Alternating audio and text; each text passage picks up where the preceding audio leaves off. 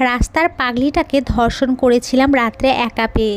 ভেবেছিলাম সে প্রেগনেন্ট হবে না, কিন্তু বেশ কয়েক মাস পরে দেখতে পাই সে প্রেগনেন্ট হয়েছে। প্রতিদিন অফিসে যাওয়ার সময় তাকে দেখে যেতাম, আবার রাত্রে আসার সময়ও তাকেই দেখতাম। এইভাবেই চলতে লাগলো দিনগুলি। একদিন অফিসে যাচ্ছিলাম, এমন সময় দেখি সেই পাগলিটাকে ঘিরে মানুষ জড়ো হয়ে আছে। কৌতূহলবশত সেখানে গেলে দেখতে পাই সেই পাগলিটার একটি পুত্র সন্তান হয়েছে, দেখতে প্রায় আমার মতনই। বাচ্চাটি বেশ কান্না করছিল, কিন্তু কেউ থামাতে পারছিল না।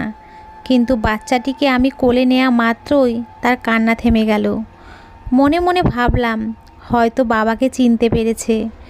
পাগলিটার দিকে তাকাতেই দেখতে পেলাম সে আমার দিকে অপলক দৃষ্টিতে তাকিয়ে আছে, কিন্তু কিছু বলার সাহস পাচ্ছে না। এমন সময় একজন লোক বলে উঠল, কিরে মেঘা, লোকটির দিকে এমন করে চেয়ে আছিস কেন? ওনাকে চিনিস? এমন সময় সে বলে উঠল, উনি আমাকে ধর্ষণ করেছে, এই বাচ্চাটি ওনার। মেঘার কথাটি শুনে সবাই আমার দিকে অপলক দৃষ্টিতে তাকিয়ে থাকে। তখন সবাইকে উদ্দেশ্য করে বললাম, দেখেছেন, বাচ্চাটি আমার কোলে আসা মাত্রই কান্না থামিয়ে দিল। এখন সেই বাচ্চার বাবা নাকি আমি। মানুষের ভালো করতে নেই। মেঘা আমার কথা শোনা মাত্রই বলে ওঠে, কেন সেই রাতের কথা ভুলে গেলেন নাকি, যেই রাতে আমাকে নষ্ট করেছেন? ছি, কি বলেন এসব আপনি? কেন, আমি কোনো মিথ্যা বললাম বুঝি? কতই না আকুতি মিনতি করেছি। আশ্চর্য, আপনার মুখে যা আসছে তাই বলছেন দেখি। আমার কিন্তু মান সম্মান আছে, এইভাবে মিথ্যা অপবাদ দিতে পারো না আমাকে। প্লিজ সাহেব, আমাকে বিয়ে করে আপনার ঘরে তুলুন। এই সন্তান নিয়ে বাইরে কিভাবে থাকব? মেঘার কথা শুনে সবাই বেশ আশ্চর্য হয়, কারণ যেই পাগলিটা ভালোভাবে কথাই বলতে পারতো না, সে আজ এত সুন্দর করে কিভাবে কথা বলছে। তার কথা শুনে সবাই বলছে, মেঘা কখনোই পাগল হতে পারে না। যদি পাগল হতো তাহলে এত সুন্দরভাবে গুছিয়ে কথা বলতে পারতো না। নিশ্চিত সে পাগল সাজার অভিনয় করেছে। একজন লোক মেঘাকে বলে, কিরে মেঘা, তুই এত সুন্দরভাবে কথা বলতে পারিস? আগে তো জানতাম না। হ্যাঁ, আমি কথা বলতে পারি। তাহলে পাগলি সেজে থাকিস কেন? জানি না। আচ্ছা, তুই যে বলতেছিস এই সাহেব তোকে ধর্ষণ করেছে, তার কোনো প্রমাণ আছে কি? না, প্রমাণ নেই। তাহলে এমন মিথ্যা অপবাদ দিচ্ছিস কেন লোকটাকে? হ্যাঁ, বিশ্বাস করেন, উনি আমার সন্তানের বাবা। উনি আমাকে রাতের আধারে একা পেয়ে ধর্ষণ করেছে। ঠিক সেই মুহূর্তে আমি বলে উঠলাম, আচ্ছা, আমি যদি তোমাকে এইসব করে থাকি তাহলে এতদিন বললে না কেন? আজ হঠাৎ করেই বলছো? আমি ভাবছিলাম আপনি আমাকে নিয়ে যাবেন, আমাকে বিয়ে করে বউয়ের সম্মান দিবেন। যখন দেখলাম বাচ্চা হওয়ার পরেও আপনি আসছেন না, তখন সব প্রকাশ করলাম। এইবার রাগান্বিত হয়ে মেঘাকে সবার সামনে কষে একটি থাপ্পড় দিলাম, ঠাস ঠাস করে। লজ্জা করে না একটি ভালো মানুষের নামে এমন মিথ্যা অপবাদ দিতে? তুই রাস্তার পাগলি, তোর মান সম্মান নেই বলে কি আমারও মান সম্মান নেই? ভুল করেছি তোর সন্তানটিকে কোলে নিয়ে বলে সন্তানটি অন্য একজনের কোলে দিলাম এবং পিছন ফিরে হাঁটতে ধরলাম। এমন সময় মেঘা আমার দুটি পা জড়িয়ে ধরে বলতে থাকে, আমাকে বউ হিসাবে মানতে হবে না, কিন্তু সন্তানটিকে যেন আমি পিতার পরিচয় দেই বলেই কান্না শুরু করে দেয়। মেঘার এমন আচরণে ওর চুলের মুঠি ধরে একটি ধাক্কা মেরে সেখান থেকে হনহন করে বাসায় চলে আসি এবং ভাবতে থাকি এর হাত থেকে বাঁচার উপায়। সারাদিন ভেবে চিনতে একটি উপায় বের করলাম। উপায়টি হলো সন্তানটিকে মেরে ফেলতে হবে। মেরে ফেললেই কাহিনী শেষ। যেই ভাবা সেই কাজ। রাত তখন 2টা বাজে। এমন সময় ঘুম থেকে উঠলাম এবং হাতে একটি ছুরি নিয়ে রওনা দিলাম মেঘার উদ্দেশ্যে। প্রায় 10 মিনিট পরে গন্তব্যস্থানে এসে দেখতে পাই মেঘা তার সন্তানকে বুকে জড়িয়ে ধরে বিভোর ঘুমে আসক্ত হয়ে আছে, যা দেখে আমার মনে একটু মায়া হলো। পরক্ষণে ভাবলাম, এখন তো মায়া দেখালে কাজ হবে না, যা করার এখনই করতে হবে।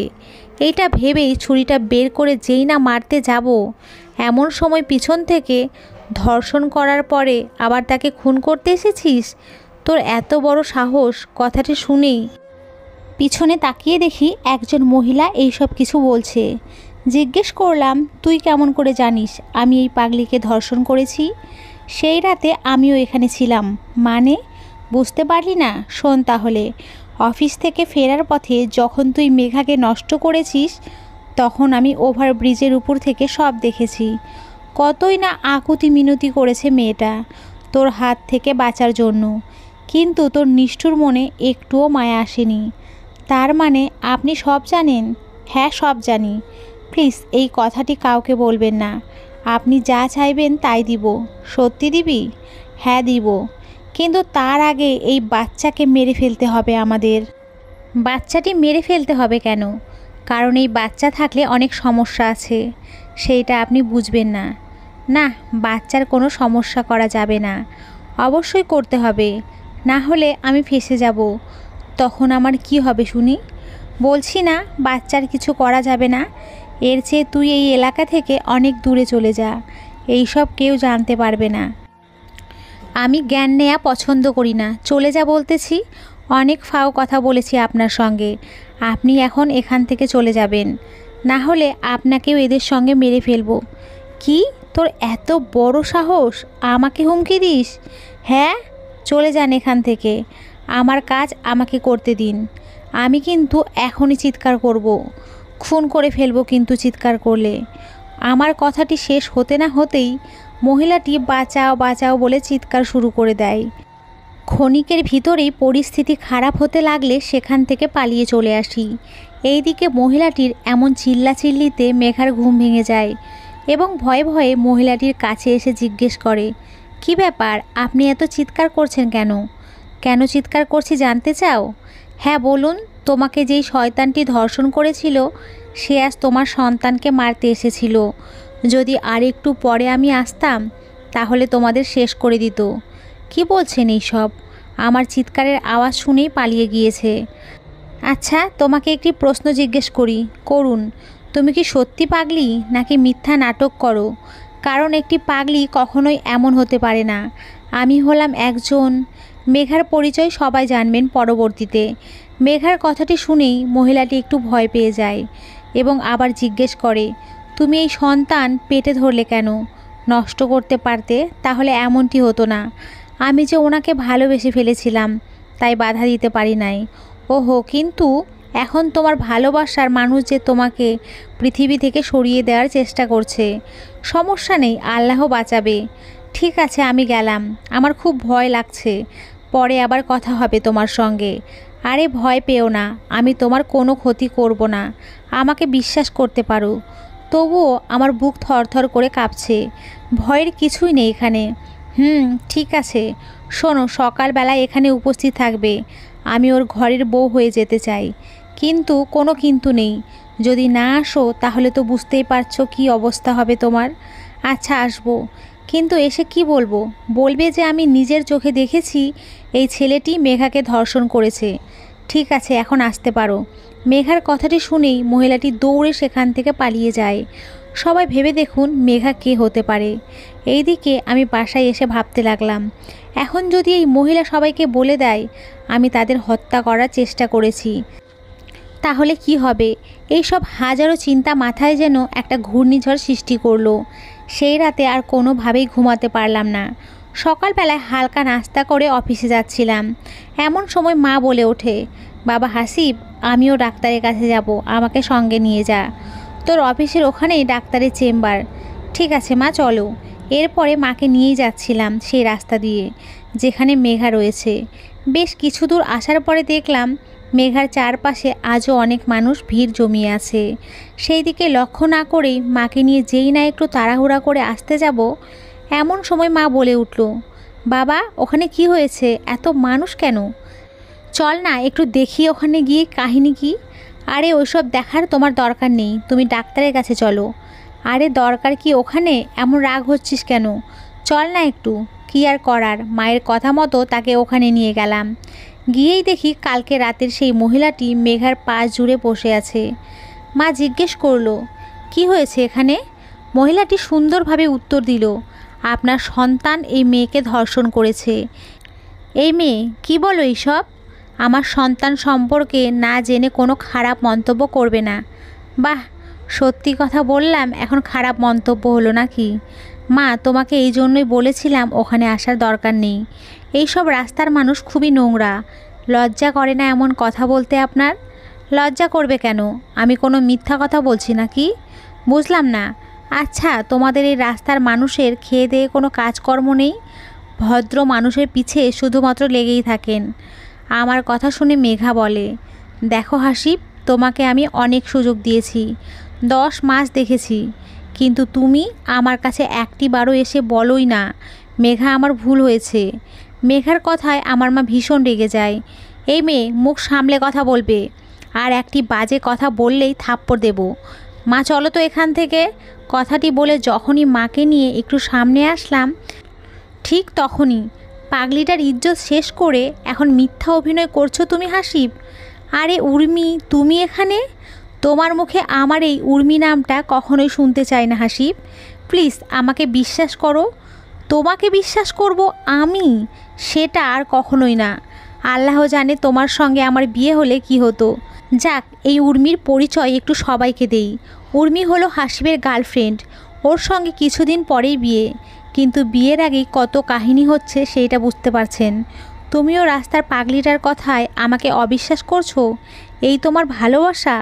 হাসিবের মাও বলে উঠল, ছি উর্মি, আমি তোমার কাছে এইসব আশা করি নাই।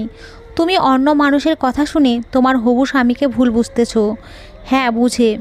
এমন সময় কাল রাতে সেই মহিলাটি সেখানে এসে উপস্থিত হয় এবং বলে, শোনো হাসিব, তুমি যদি নিজের ভালো চাও তাহলে অবশ্যই মেঘাকে বিয়ে করো। এই আপনি চুপ করুন। আমাদের মাঝে আপনাকে কে আসতে বলল শুনি? তোমার ভালোর জন্যই এসেছি। এখন আমার কথা না শুনলে পরবর্তীতে পস্তাতে হবে তোমাকে। সেইটা আপনাকে ভাবতে হবে না। তুমি জানো এই মেঘাকে? সে যেই হোক না কেন তাতে আমার কিছুই যায় আসে না। প্লিজ এখান থেকে চলে যান। ঠিক আছে, চলে যাচ্ছি। তবে একটা মানুষ কতটা খারাপ হলে আপনার মতো হতে পারে সেটাই বুঝতেছি না। আমার জীবনে দেখা সবচেয়ে খারাপ পুরুষ হলেন আপনি। কথাটি বলেই মহিলাটি সেখান থেকে চলে যায়। এইদিকে সবার মুখে এমন কথা শুনে হাসিবের মা বলে উঠল, আচ্ছা হাসিব, তুই কি সত্যি এই মেয়েটাকে নষ্ট করেছিস? যা বলবি সত্যি বলবি। না মা, আমি কিচ্ছু করি নাই। তাহলে সবাই কি মিথ্যা বলছে? চল মেয়েটার কাছে, ওখানেই সব সত্যি বের হবে। আরে মা, তুমিও ওদের কথায় সায় দিচ্ছ। চল বলছি। এরপরে কি আর করার, মায়ের কথা মতো হাসিব সেখানে যায়। সেখানে এসেই হাসিবের মা সবার সামনে মেঘাকে জিজ্ঞেস করে, আচ্ছা সত্যি কি এই সন্তানের বাবা হাসিব, নাকি তুমি মিথ্যা বলছো? মিথ্যা বলবো কেন, আমি সত্যিই বলছি। এই সন্তানের বাবা আপনার ছেলে। ও, সেই রাতে কি ঘটেছিল? আমি প্রতিদিনের মতো সেই রাতেও ঘুমিয়েছিলাম। এমন সময় অনুভব করলাম কেউ একজন আমার শরীরের উপরে।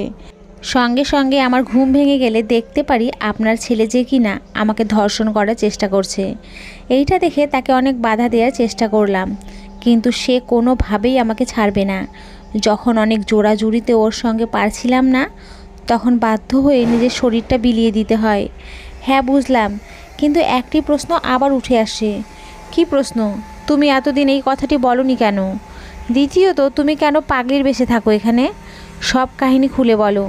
আমি ধর্ষণের পরের দিনই বলতে চেয়েছিলাম, কিন্তু যদিও কথাটি বলতাম কেউ আমার কথা বিশ্বাস করতো কি? কখনোই করতো না, কারণ আমি পাগলি। কিন্তু তুমি তো পাগলি না। হ্যাঁ, আমি পাগলি না। এটার অনেক কারণ আছে। যেমন কি কারণ? আমি এইসব সবার সামনে বলতে পারবো না। যদি শুনতে চান তাহলে একান্তেই শুনতে হবে আপনাকে। ও, কিন্তু কেন জানি আমার মনে হচ্ছে তুমি এইসব সাজিয়ে গুছিয়ে আমাদের শোনাচ্ছ।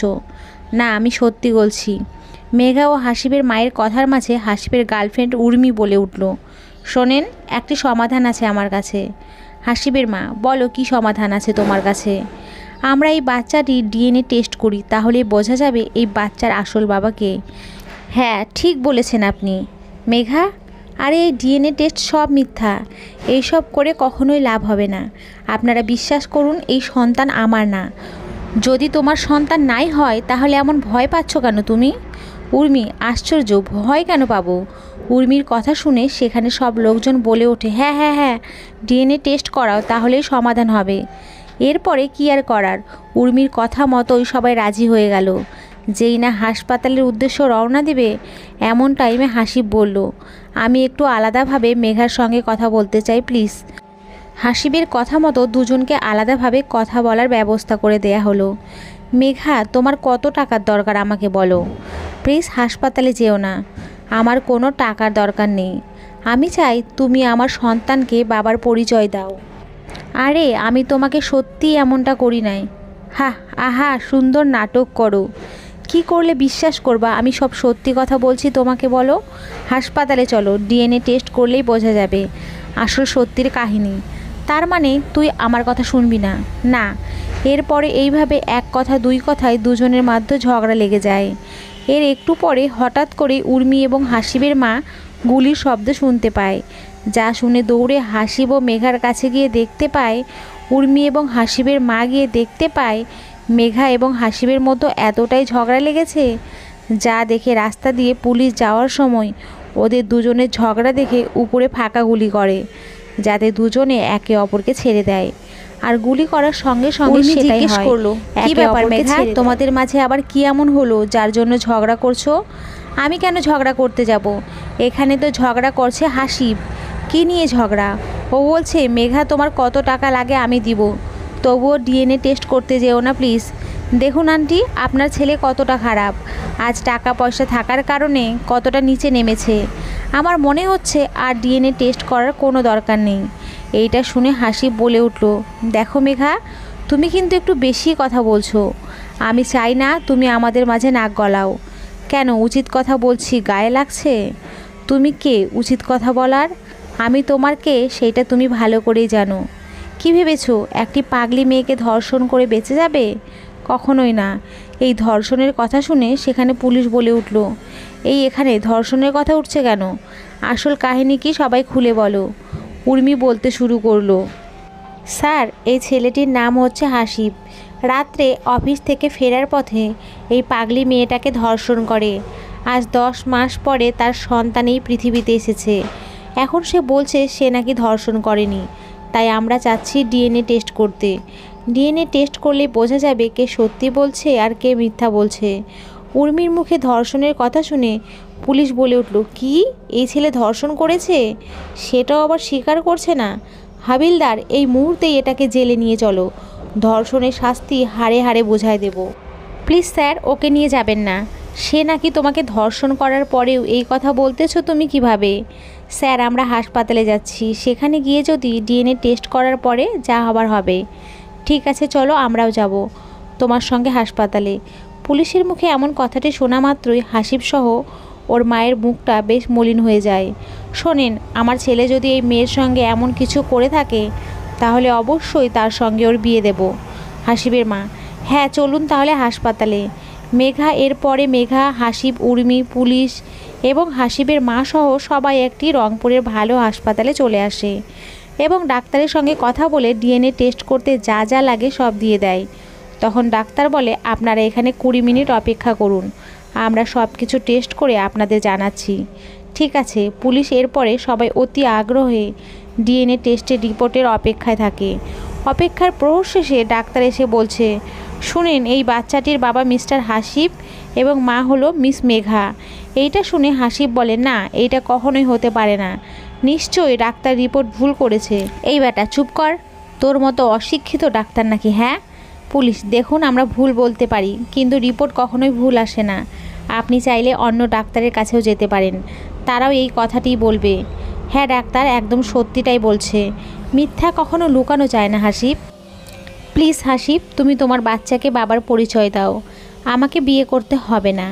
কি চাচ্ছি, এখন তো বিশ্বাস হলো আপনার সন্তান এই মেয়েটির এত বড় ক্ষতি করেছে, আর এইটা হলো আপনার নাতি।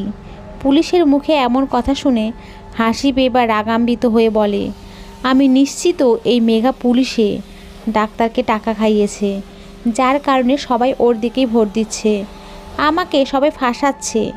কথাটি শোনা মাত্রই পুলিশ হাসিবকে সেখানেই মারতে থাকে আর সত্যিটা বলতে বলে, কিন্তু হাসিব কোনোভাবেই সত্যিটা বলছে না। এমন সময় পুলিশ বলে উঠল, তোর মতো ধর্ষকের এই পৃথিবীতে থাকার কোনো প্রয়োজন নেই, তোকে জেলে নিয়ে যাওয়ার পথেই শেষ করে দেব। কথাটি বলে যেই না শার্টের ক্লাট ধরে নিয়ে যাবে, এমন সময় হাসিব বলে উঠল, হ্যাঁ, আমি এই সন্তানের বাবা। আমি সেই রাতে মেঘাকে ধর্ষণ করেছিলাম, তারপরে আর কখনো খোঁজ খবর নেইনি। ঠাস ঠাস করে তোর লজ্জা করলো না? একটি মেয়ের এতটা বড় সর্বনাশ করতে? এই শিক্ষা দিয়েছিলাম তোকে? ছি ছি হাসিব। মা, আমার ভুল হয়েছে, প্লিজ আমাকে ক্ষমা করে দাও। আমি গ্রহণ করব মেঘা ও আমার সন্তানকে। যদি গ্রহণই করবি তাহলে এত নাটক করলি কেন? তুই সেইটা আগে বল। মান সম্মানের ভয়ে প্রকাশ করি নাই। প্লিজ আমাকে ক্ষমা করে দাও। ভালো, আমার কাছে ক্ষমা চাইতে হবে না। যদি ক্ষমা চাইতেই হয় তাহলে মেঘার কাছে গিয়ে ক্ষমা চেয়ে নে। ও মাপ করলেই মাপ পাবি। মেঘা, আমাকে প্লিজ ক্ষমা করে দাও। আমার ভুলটা আমি বুঝতে পেরেছি, ক্ষমা করতে পারি, কিন্তু তার আগে বলো, তুমি আমার সন্তানকে বাবার পরিচয় দিয়ে বড় করবে? হ্যাঁ, আমার পরিচয় দিব। তাহলে ঠিক আছে। এমন টাইমে উর্মি বলে উঠল, কোথায় ঠিক থাকলো সব কিছু? যদি সব কিছু ঠিক করতেই চাও তাহলে মেঘাকেও তোমাকে বিয়ে করতে হবে। আরে না, আমাকে বিয়ে করতে হবে না। আমার সন্তানকে পুত্র হিসেবে গ্রহণ করেছে, এতেই অনেক বেশি। আর হ্যাঁ, আমি মেঘাকেই বিয়ে করব, সেটাও আজকে বাসায় যাওয়ার সময়। যাকে তুমি তোমার ভুলটা বুঝতে পেরেছো, এটাই অনেক বেশি। পরবর্তীতে এমন কোনো ভুল করো না। হ্যাঁ ঠিক আছে, তোমাদের দুজনের প্রতি অসংখ্য দোয়া এবং ভালোবাসা রইল আমাদের। ধন্যবাদ স্যার। এরপরে সবাই কথাবার্তা বলে যেই না হাসপাতালের বাইরে চলে আসে, ঠিক সেই সময়ে কিছু লোকজন এসে বলতে থাকে, অনেক নাটক হয়েছে মেঘা, এখন তোমার জার্নি এখানেই শেষ। অনেক লুকোচুরি করেছো আমাদের সঙ্গে। প্লিজ তোরা এখান থেকে চলে যা, আমি একটু পরে নিজেই তোমাদের কাছে যাব। হা হা, তোকে সেই 2 বছর ধরে খুঁজতেছি, কিন্তু কোথাও খুঁজে পাচ্ছিলাম না। এখন বলছিস একটু পরেই আমাদের কাছে আসবি? আমাদের কি পাগল মনে হয়? কথাগুলো বলা শেষ হতে না হতেই লোকগুলো মেঘার সন্তানকে ওর কাছ থেকে ছিনিয়ে নেয়। এবং সেখানেই কে এই লোকগুলো? তাদের সম্পর্কে কি মেঘার সঙ্গে? বা এই মেঘাটিই বা কে? জানতে হলে পরবর্তী পর্বের জন্য অপেক্ষায় থাকুন। ধন্যবাদ সকলকে, অসংখ্য ধন্যবাদ। নমস্কার।